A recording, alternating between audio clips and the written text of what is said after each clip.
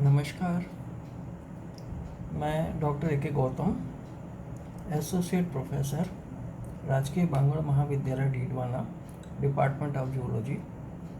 आज की व्याख्यानमाला में मैं बीएससी थर्ड ईयर जूलॉजी के स्टूडेंट्स के लिए पेपर फर्स्ट में कॉर्डेट्स के क्लासिफिकेशन की श्रृंखला में आज के व्याख्यान में एगनेथा के अंदर साइक्लोस्टोमेटा के बारे में डिस्कस करूंगा।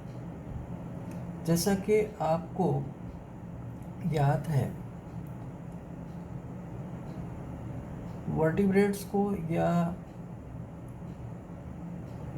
यूकॉर्डेट्स को एगनेथा और ग्नेथोस्टोमेटा में डिवाइड किया गया है। सुपर क्लास एगनेथा और ग्नेथोस्टोमेटा, जो कि मैंने अपने पूर्व व्याख्यान में स्पष्ट किया था। एगनेथा का तात्पर्य होता है ए मीन्स नो, ग्नेथोस का अर्थ होता है च्वास, अर्थात ऐसे एनिमल्स जिनके अंदर जबड़े नहीं होते। अब एगनेथा के अंदर जो क्लास है, एक तो है साइक्लोस्टोमेटा और दूसरी है ऑस्ट्रिकोडर्माई। तो ऑस्ट्रिकोडर्माई के अंदर वो एनिमल्स सम्मिलित थे जिनके ऊपर अस्थिल कवच पाया जाता था। वो मछलियाँ थीं बोनी स्क्यूट्स युक्त, जो कि विलुप्त हो चुकी हैं और आपके सिलेबस में एक्सटिंक्ट एनिमल्स का अध्ययन नहीं है, इसलिए हम उनका डिस्कस नहीं करेंगे। साइक्लोस्टोमेटा का अर्थ होता है, साइक्लोस का मतलब होता है सर्कुलर और स्टोमेटा अर्थात माउथ, अर्थात ऐसे जीव जिनका की ओरल ओपनिंग सर्कुलर थी या वर्तुल थी।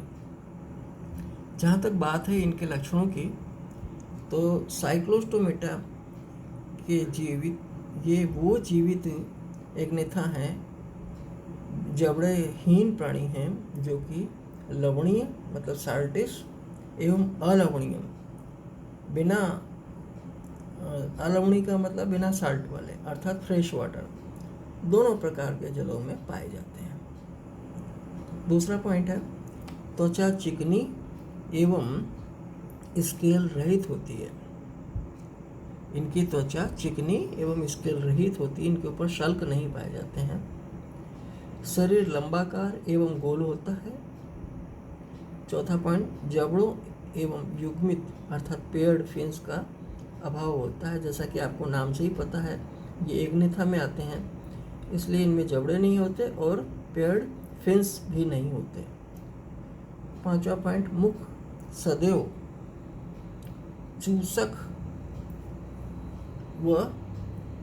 चूसक मतलब सेक्टोरियल एवं हॉर्नी होता है। हॉर्नी मतलब दंतयुक्त होता है।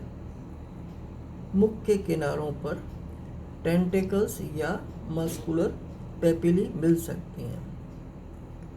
केवल एक ही नेजल ओपनिंग होती है। नोटोकॉर्ड जीवन भर स्थायी रहती है।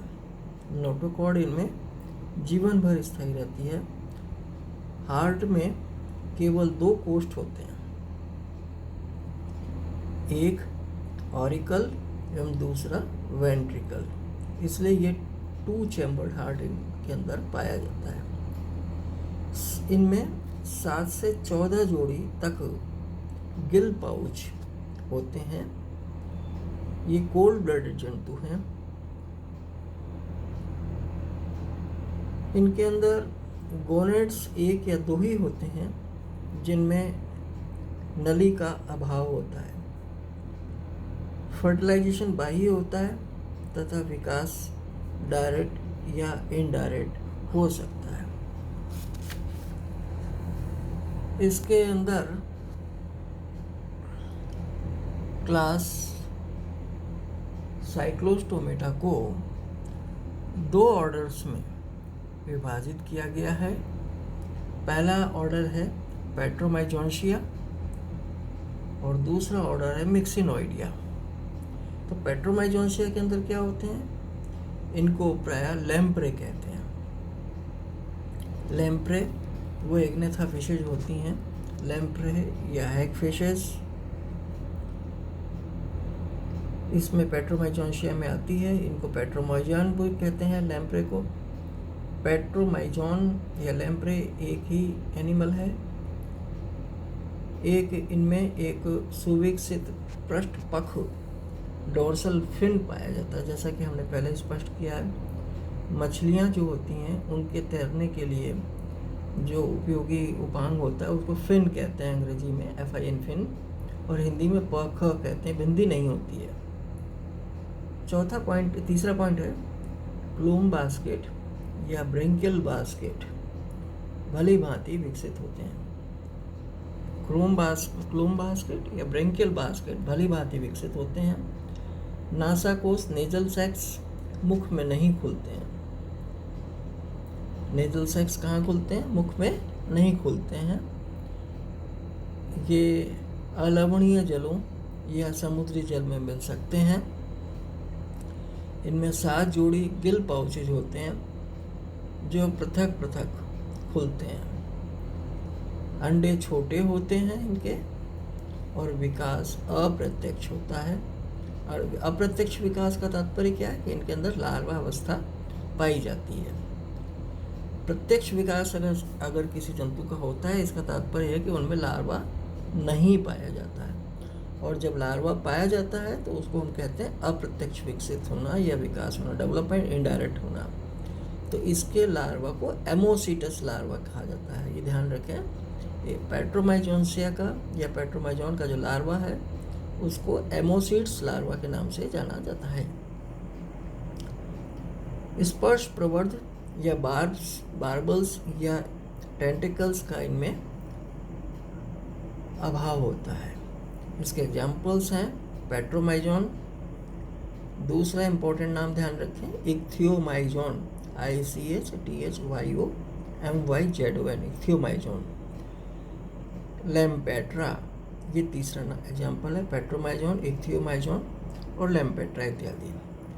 दूसरा ऑर्डर है मिक्सिनोइडिया। मिक्सिनोइडिया के कैरेक्टर क्या है? इसमें डोर्सल फिन अनुपस्थित या कम विकसित होते हैं।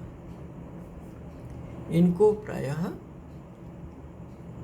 स्लाइम ईल या हैगफिश के नाम से जाना जाता है, हैगफिश या स्लाइम ईल। तीसरा पॉइंट, ब्रैंकियल बास्केट कम विकसित होते हैं। नेजल सेक्स मुख में खुलते हैं। इनके नेजल सेक्स कहाँ खुलते हैं? मुख में खुलते हैं। ब्रैंकियल बास्केट कम विकसित होते हैं। 5वां पॉइंट, ये समुद्री प्राणी होते हैं, मेराइन होते हैं। 6ठा पॉइंट, इनमें 10 से लेके 14 तक गिल स्लिट्स होते हैं जो कि सभी बाहर खुलते हैं। 10 से 14 तक गिल स्लिट्स होते हैं जो कि सभी बाहर को खुलते हैं। और बाहर को खुलने से पहले एक सामान्य कोष्ठ कॉमन चेम्बर में खुलते हैं। ध्यान रखने की बात क्या हुई कि 10 से 14 तक गिल स्लिट्स होते हैं जो कि सभी बाहर खुलने से पहले एक सामान्य कोष्ठ में खुलते हैं। एग्स बड़े होते हैं।